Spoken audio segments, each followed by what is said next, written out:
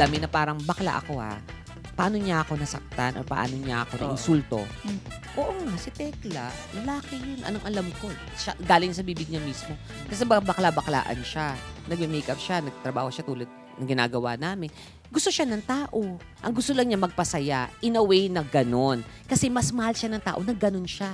Na-trigger yung pagiging late ko na minsan ang bagal kong tumayo na kailangan ko na sanang mag-ayos. So, yun. Ang bagal mong tumayo.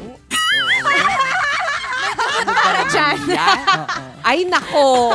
Pero may kakilala ako na ang bilis tumayo. Ayun. Dapat talagang mabilis.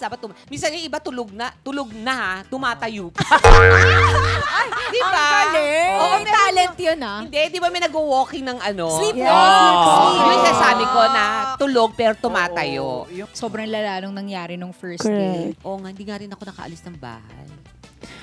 Kasi wala talaga akong lakad that day. Okay.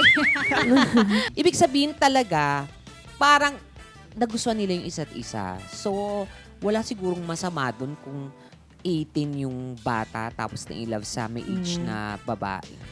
Yung parang main topic dito is yung age gap, Age tama? gap. Yung Yes. age gap, okay. Ako din naman, wala akong nakikitang mali doon. Diba? Oh, may edad ako. Tulungan kita. Alam ko naman.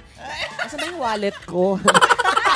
Wallet! Tandaan niyo yan, huwag yung titirahin, di ba, Vince? Oo, para hindi tumayo at makipag-awa. Oo. Tama. Tamang daplis lang.